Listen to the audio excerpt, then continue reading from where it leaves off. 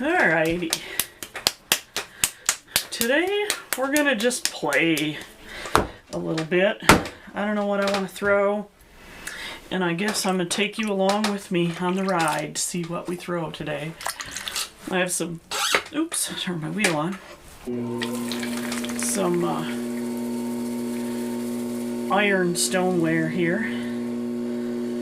So we're gonna center it and see what happens. See what I'm inspired to do. I'm kind of debating, do I want a bowl? Do I want a cup? A tumbler? If only you were here, you could help me out deciding. Last time that we were playing, we threw a bowl, an accidental fruit bowl. So let's see.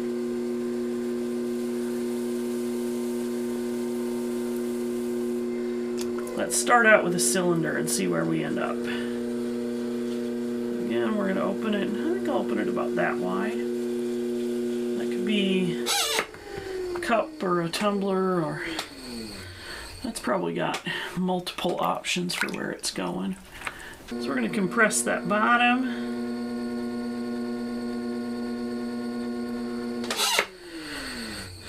Again, I really like using a rounded corner to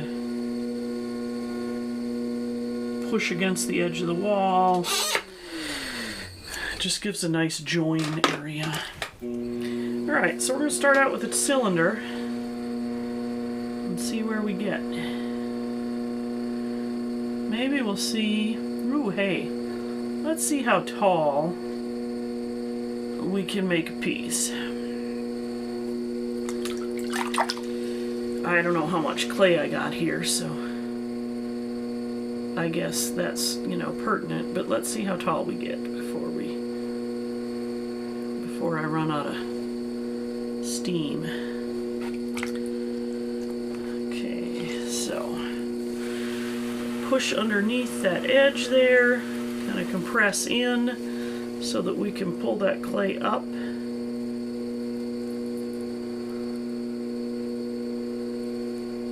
One of the reasons that I like using a sponge part of the time, oh look, I think we've got an aluminum can here now, right? It looks just like a tin can. One of the reasons I like using a sponge is it allows for slightly more even pressure than your fingers.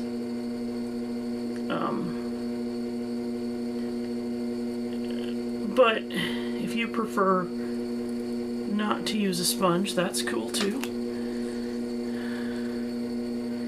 Usually the first couple pulls I use a sponge, and then I revert to just my fingers. So when you're pulling walls, one of the things that I think is important to think about is I try, as when I have a wall that's pretty deep and I can't have my hands touch anymore, as soon as I can, I want my hands to touch again so that I know that they're working together.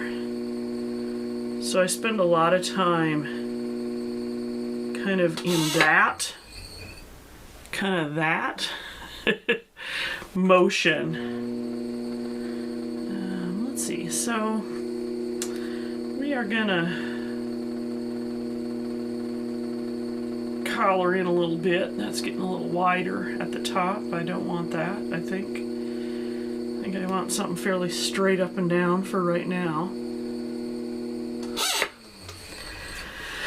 As you get taller and thinner, one of the things that is often helpful is to rib the entire side of your piece. So if you put this hand, your inside hand, whatever hand that is, on the inside, and then push out against the rib gives much more, and then you move your hand up as you go. It's much more even pressure, and you'll end up with much more evenly thick walls. So I'm gonna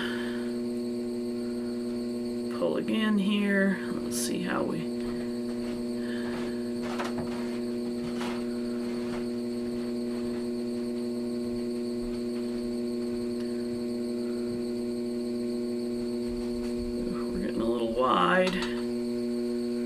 I don't want it to be super wide, so we're going to push in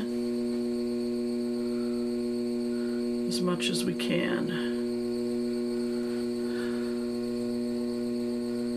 And then straighten out that rim again. So I'm going to straighten out that rim. Be sure to compress the rim. Let's see. Let's do at least one more pull here and see where we go.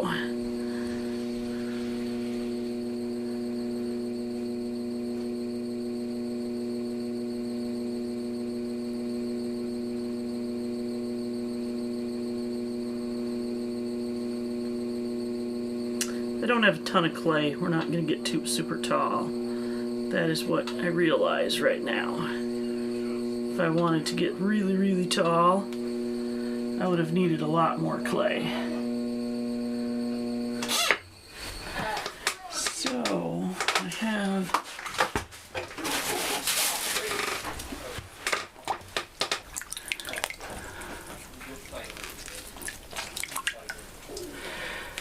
I have a homemade sponge on a stick to clean out the bottom here. You don't want to leave water sit in the bottom if you can help it.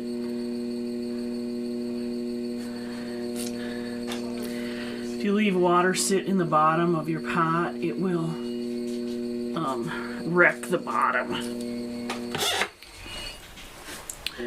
So I'm also going to clean out over here, and then we're going to decide what shape we're going to make this.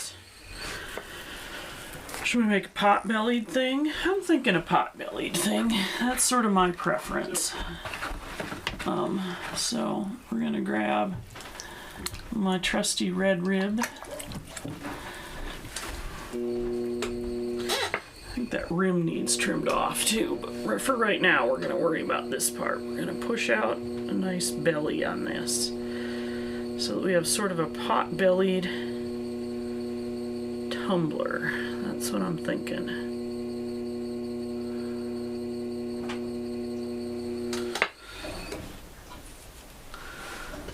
Okay, let's straighten out that bottom a little better there.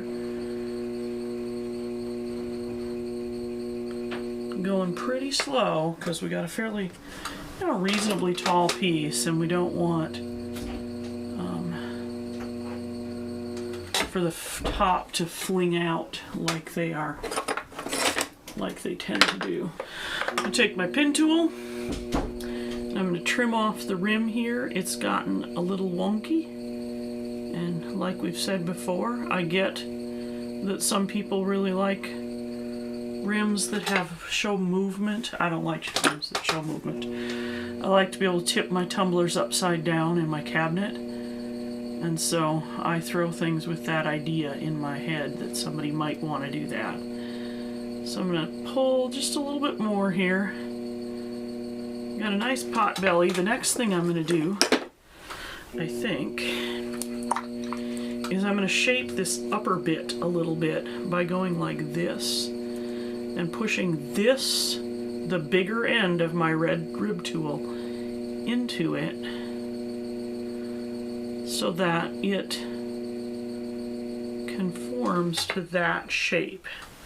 This is one of my all-time favorite cup body tumbler with, it's one of my favorite shapes of drinking vessel. We'll go with that.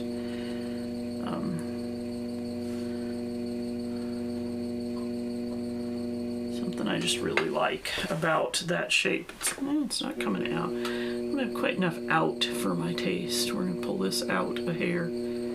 Pull the rim out just a hair over the top of the rib. Ooh, that's prettier. Look at that. Nice hourglass shape. I'm going to make sure the bottom is dry enough so that I'm not wrecking my bottom.